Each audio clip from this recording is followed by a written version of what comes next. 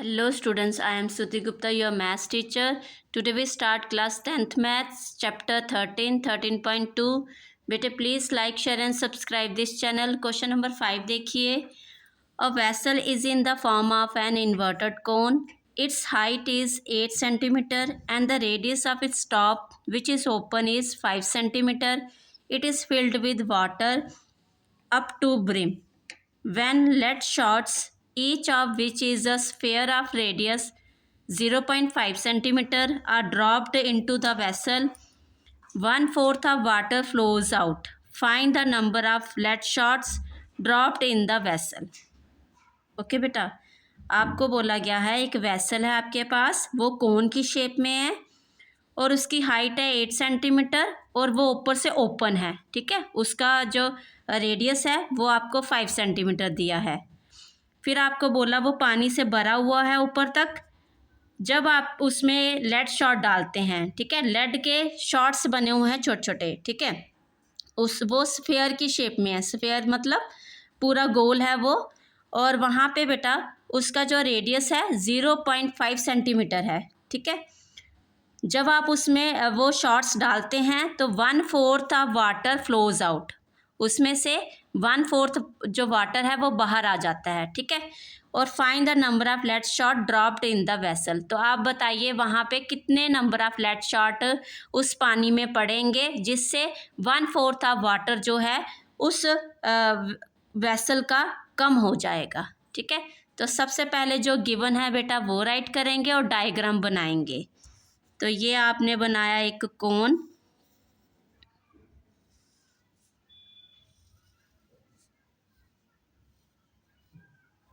ठीक है, ये आपके पास आ गया कोन. ओके, ये कोन में आपके पास पड़े हैं ये लेड शॉट. क्लियर है बेटा, ये लेड शॉट आपके पास कोन में पड़े हैं. तो आपको बताना है ये कितने लेड शॉट हैं जिससे आपका 1/4 वाटर जो है वो कम हो गया. तो कोन की जो हाइट है आपको वो दी गई है 8 सेंटीमीटर और जो इसका रेडियस है वो दिया गया है 5 सेंटीमीटर. ठीक है, तो आप गिवन राइट करेंगे इसका. सबसे पहले हमें दिया गया है हाइट ऑफ कोन. ठीक है, तो वो दी गई है 8 सेंटीमीटर. ओके बेटा, नेक्स्ट आपको दिया गया है रेडियस. तो रेडियस ऑफ कोन वो दिया गया है 5 सेंटीमीटर.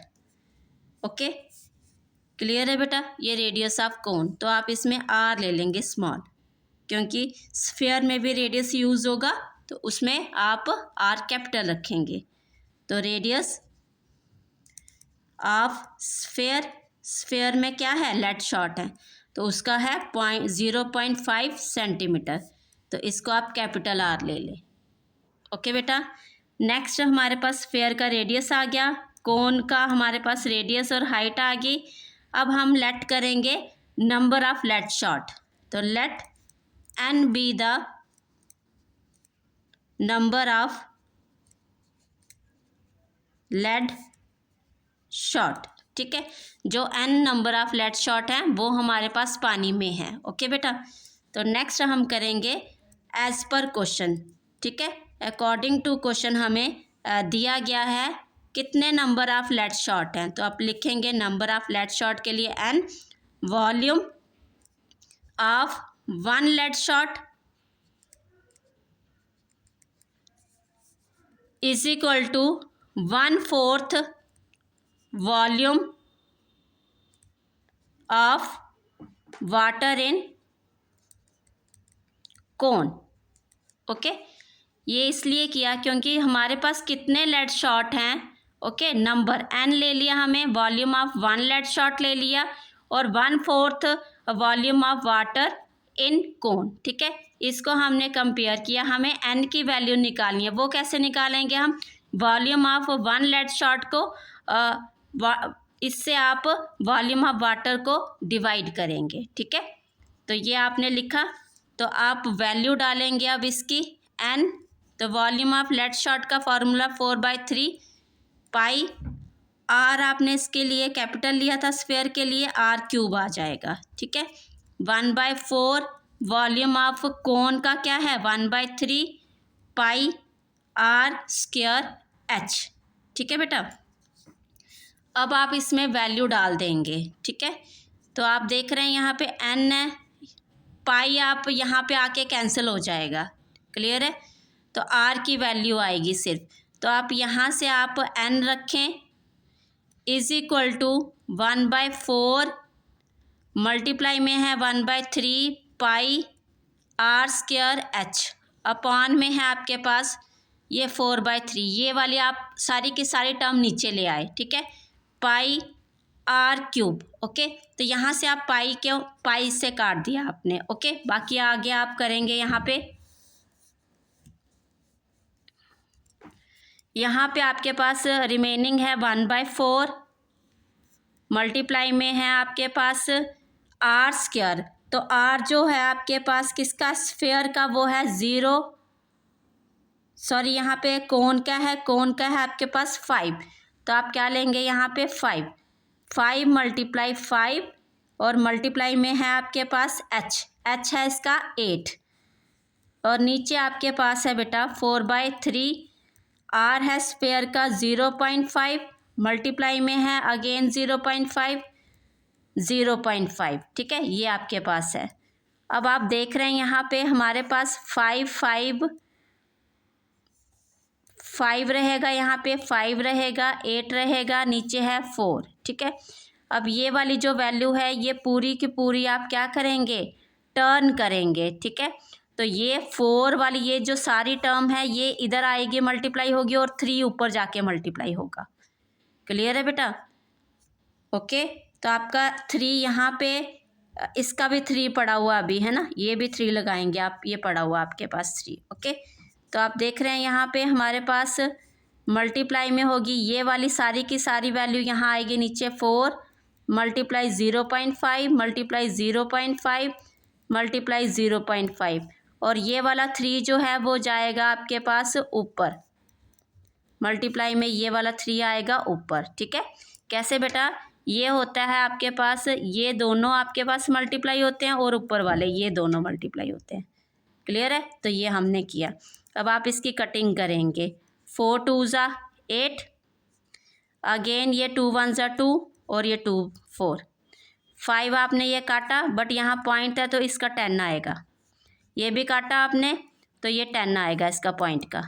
ठीक है, अब हमारे पास यहाँ पे 3 है और यहाँ पे ये 3, ये भी 3 है, ये कहाँ है ऊपर, और ये नीचे भी आपके पास 3, इसको भी रखिए, और ये 3 से 3 कट हो गया, बचा है ऊपर 100 और नीचे है आपका 2 और 0.5, तो कितना आ जाएगा 1.0, तो ये 100 आ गया आपके पास।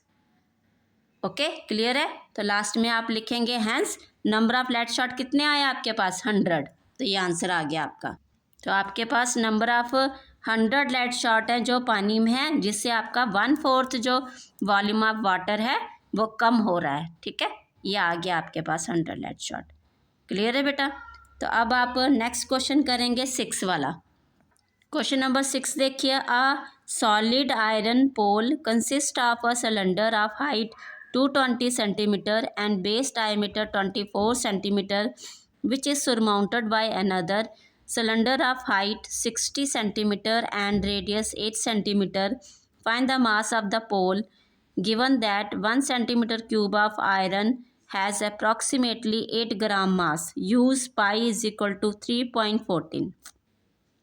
आपको बोला गया है बेटा, एक आपके पास क्या है, सिलेंडर है।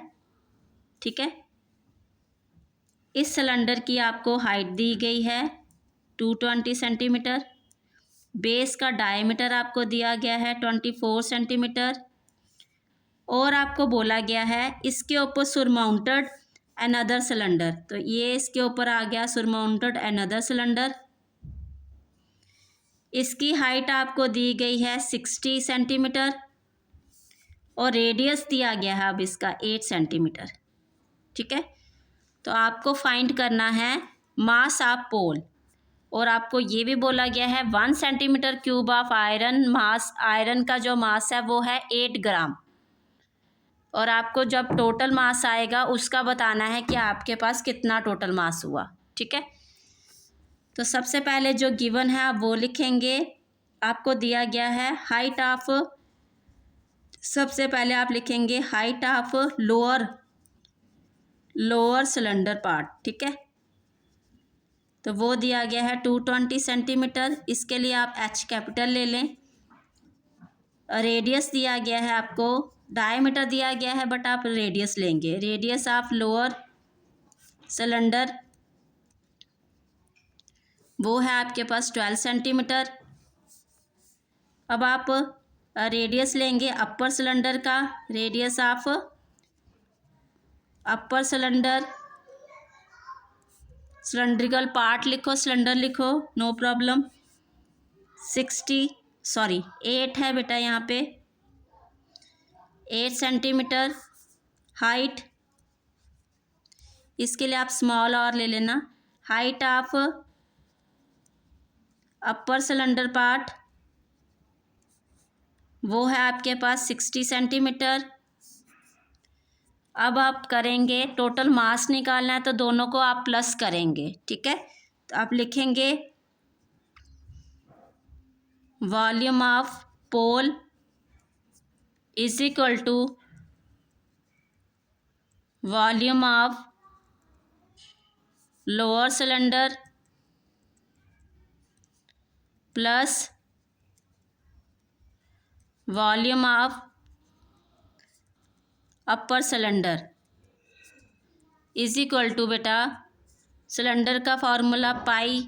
लोअर के लिए आपने आर कैपिटल एच कैपिटल लिया है, R square H plus pi R square H.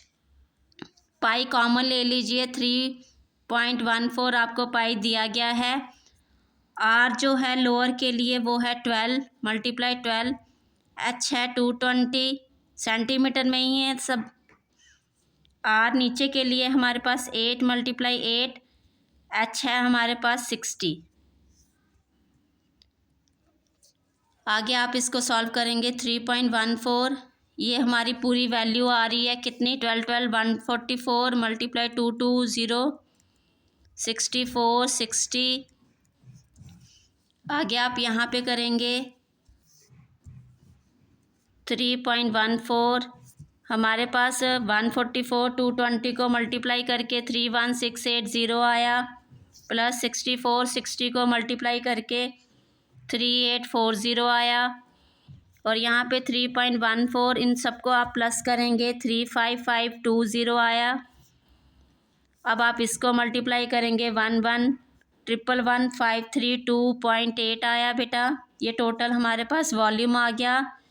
अब आपको जो mass of 1 centimetre cube of iron pole आपको दिया गया है वो है 8 ग्राम। तो आप इन सब का जो वॉल्यूम दिया गया है इसका कितना आएगा मास आप लिखेंगे, mass of 111532.8 of iron pole is equal to 11532.8 multiply 8 is equal to 892262.4। अब ये ग्राम में है तो आपका आंसर पीछे केजी में है, तो आप इसको केजी में कन्वर्ट करेंगे। केजी के लिए आप 1000 से इसको डिवाइड करेंगे बेटा, तो हमारे पास आंसर आ गया है